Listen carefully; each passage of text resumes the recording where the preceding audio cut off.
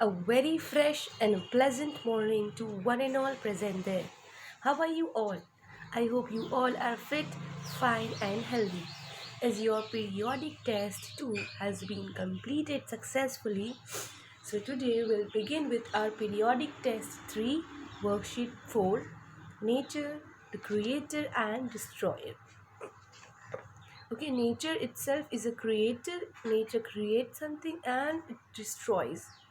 So, as we have already completed few of the lessons from your textbook, that is, we have completed for your periodic test 3 the Ballad of Millen. In our last video, we completed that from section 3, unit 3.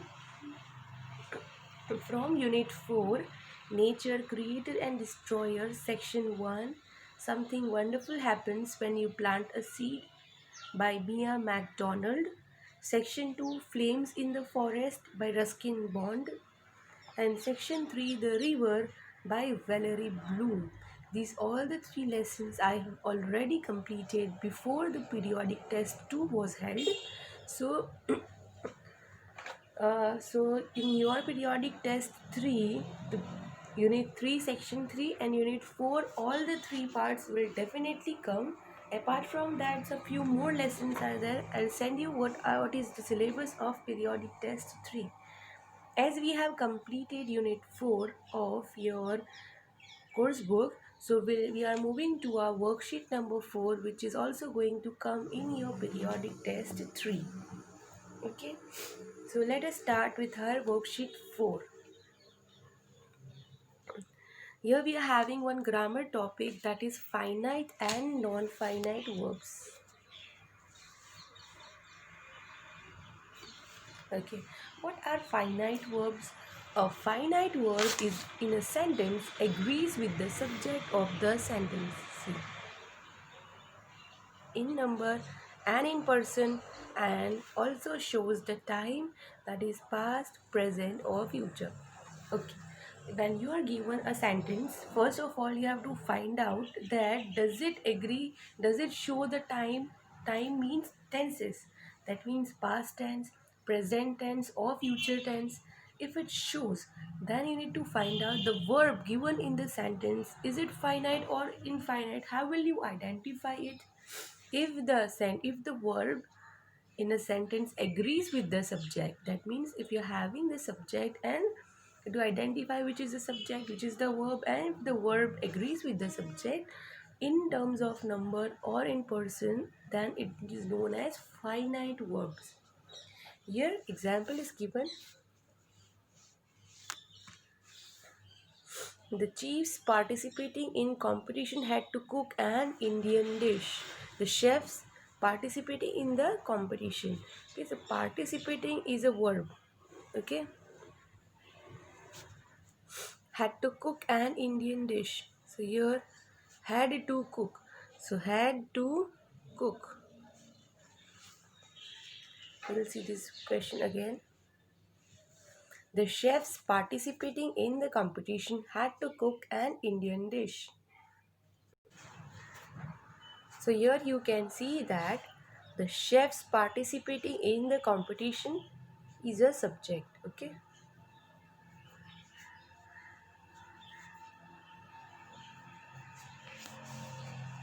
Had to cook is a verb.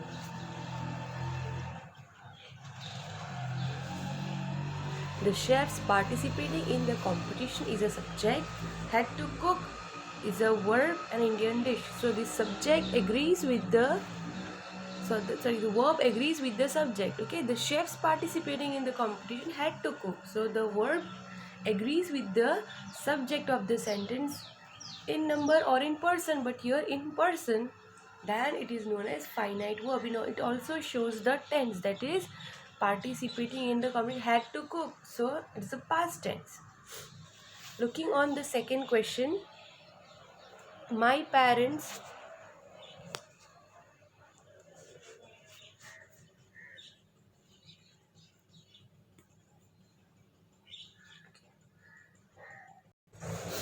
as you can see here, okay, my parents have a lot of confidence in me. Okay, so here my parents is a subject.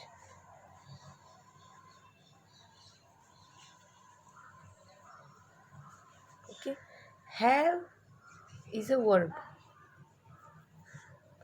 So can you see that this verb agrees with the subject? Means my parents have a lot of confidence that both are connected. My parents have a lot of confidence in me. So this also verb agrees with the subject. That is why it is a finite verb. A lot of confidence in me. Have, that means is a present tense. Okay. Now moving ahead to non-finite verb. A non-finite verb does not show any direct connection with a particular subject in a sentence, and it also does not show the time, that is past, present, or future. So now as you can see that a non-finite verb does not show any direct connection with a particular subject in a sentence. Okay, when a verb that shows connection, that agrees with the verb that agrees with the subject in terms of number and person, then it is called finite verb. And second point is it shows the time, while a non-finite verb does not agree with the subject in particular, and it also does not show any tense, that is time, past, present, or future. Example is debating is a verb. Okay, can be very useful skill in many situations. So my dear students, you can see that debating can be a very useful skill in in many situations. Here does not have any connection with the subject. Proven guilty. So here proven is a verb. The man stood silently in the courtroom. Again, there is no connection with the subject. I would love to go on a holiday right now. So I would love to go on a holiday right now. So here also, to go is a verb. Okay. Let the children write the essay on their own. See, write is a verb and it has no connection with it does not agree with the subject. So here debating, proven, to go, and write. These all are non-finite verbs. Okay, I'll write it: debating, proven, to go, and write. These all are non-finite verbs. I hope you understand what are non-finite verbs. Moving ahead, okay, two types of non-finite verbs. Okay, non-finite verbs could be gerunds, participles, infinitives, or bare infinitives. Alright, so dear students, you learn it that number one, they can be gerund, second, participles, and third, infinitives or bare infinitives. So these are the types of non-finite verbs. Let us see what are gerunds. Gerunds are verbs with an ing ending and functions as a nouns. So my dear students, as you already know what are nouns.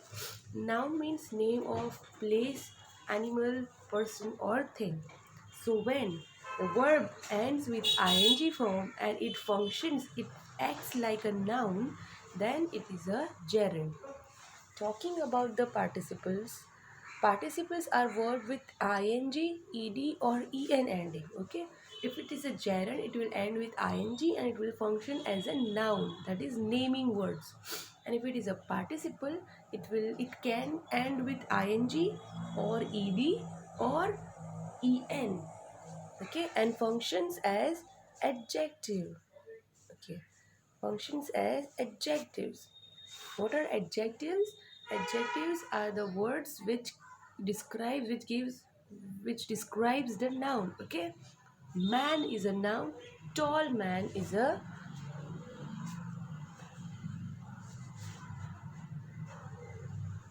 tall man. So here tall is an adjective which adds more to the which describes a noun is called adjectives. Infinitives are verbs that are preceded by to. Their form is to plus non-finite verbs. So when to go, here we had to go, correct?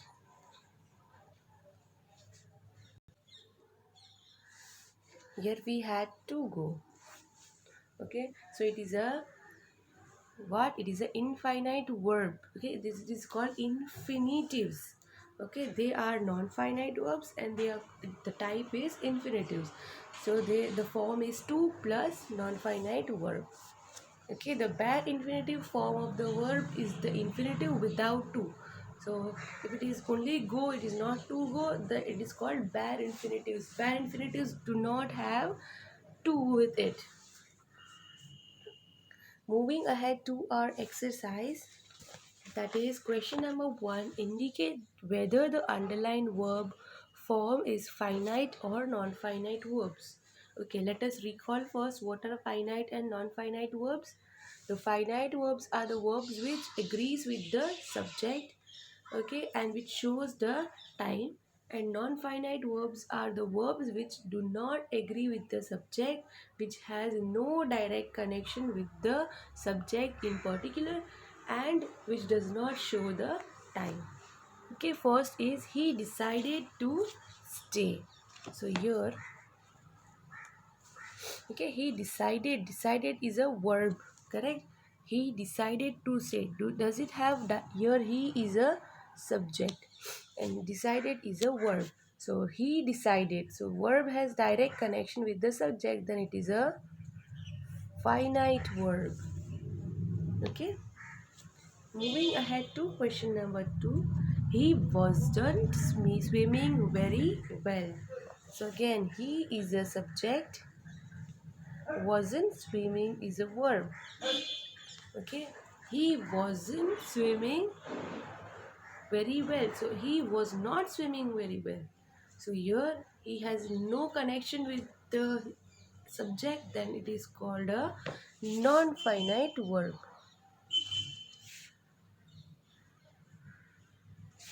Okay, N is for non-finite verb. Question C, having rehearsed for the dance show, she went home.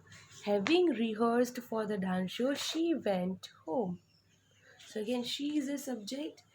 Having rehearsed, she is having direct connection with the verb. She having rehearsed. So here it is a finite verb. She has read the book. Okay, she has read. So has read. Reading has no connection with the subject. So it is a non-finite verb.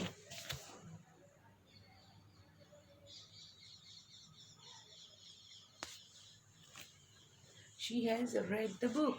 She has read. She's completed reading. So it is a non-finite verb. Feeling unwell.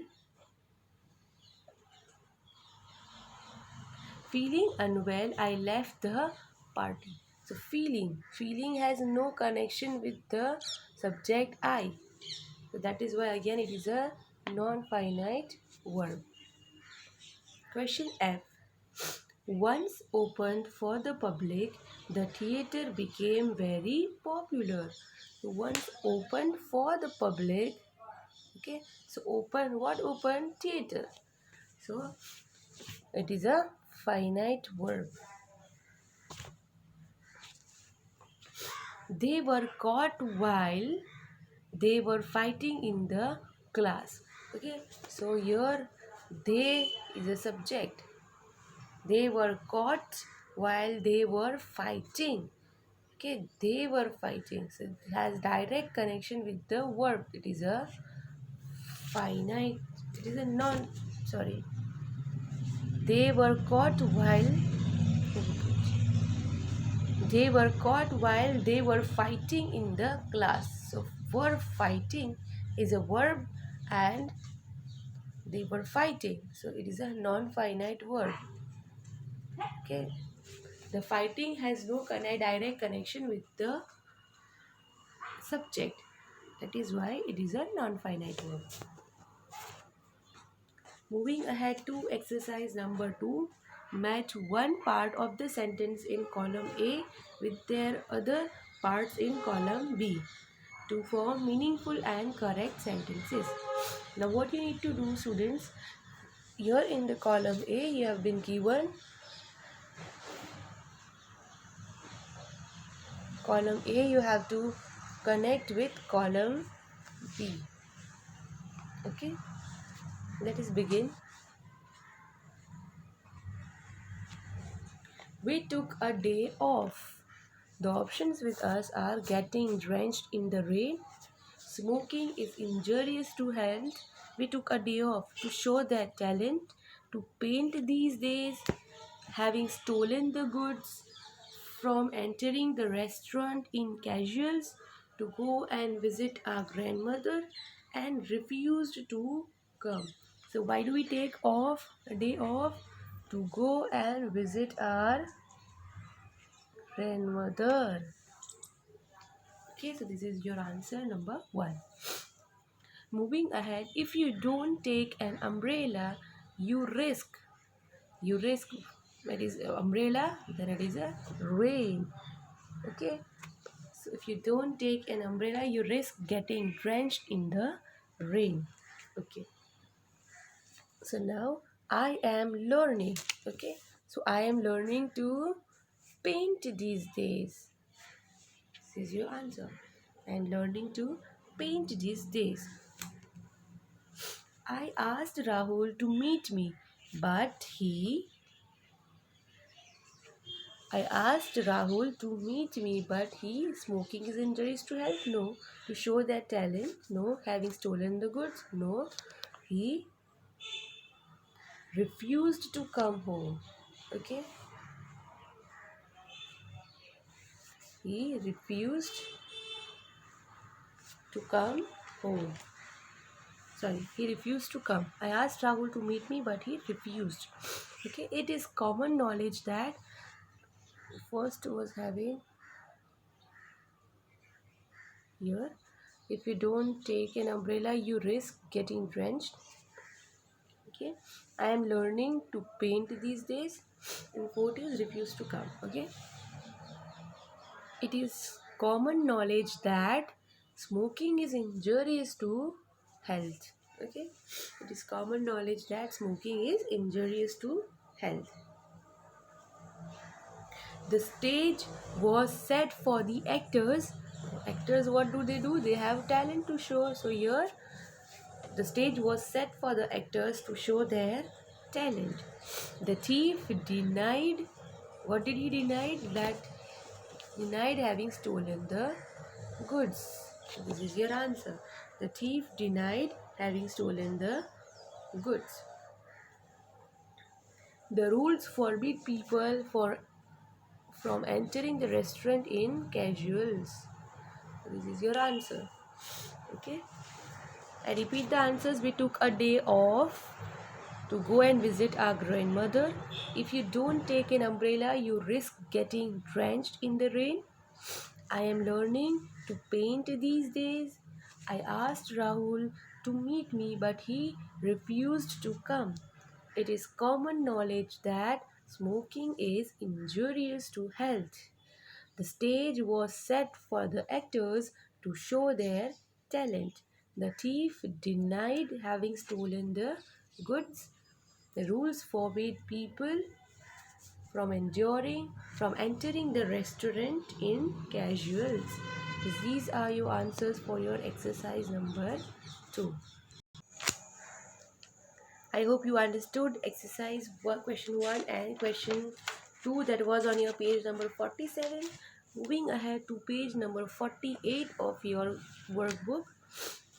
Okay, so fill in the blanks with infinitives, bare infinitives or gerunds. So let us recall what are infinitives, bare infinitives or gerunds. Gerunds are the verbs with ing form and um, their functions as nouns. Okay, they act as a naming word.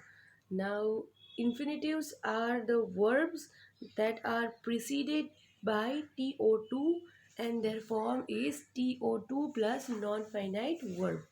Okay, and the bare infinitive form of the verb is the infinitive verb without to. Okay, to, without to.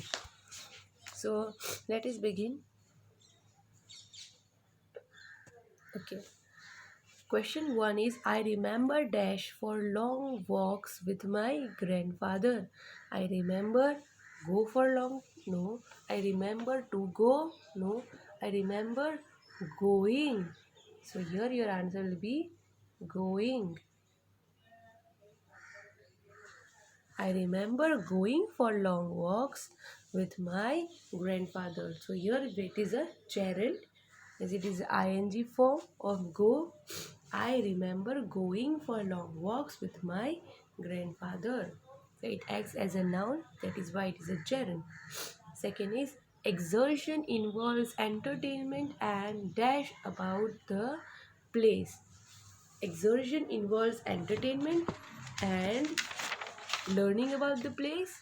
Yes, my dear students, learning about the place.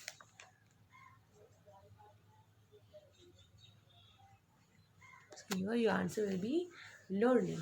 The exertion involves entertainment and learning about the place. So again here we use gerund. The teacher said she would be dash us before we leave. She would be advising, advise, or to advise. She would be. So here be is a form. So we'll use here advising. Again we'll use here gerund. My parents never let me dash a night out with my friends before I had grown up enough to take good care of my. So here my parents never let me spend a night with my friends. So here spend is a bare infinitive, as it has no ing form and it has no to. Please dash your health. Please look after your health. Very good. So please look after your health is a bare infinitive. Living with people in the best way dash them. Living with people is the best way to know them. So again, to know is a infinitive. So your answers are going. Answers are going, learning, advising, spend, look after, and to know.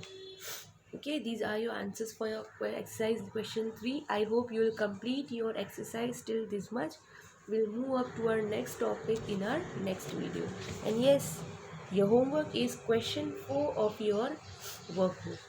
Okay, that is your homework. On your page number 48, you'll have one exercise, that is question number 4. Complete the sentence with the infinitive or the ing form of the verb. That is your question number 4. Please do this exercise in your workbook and complete it with good handwriting.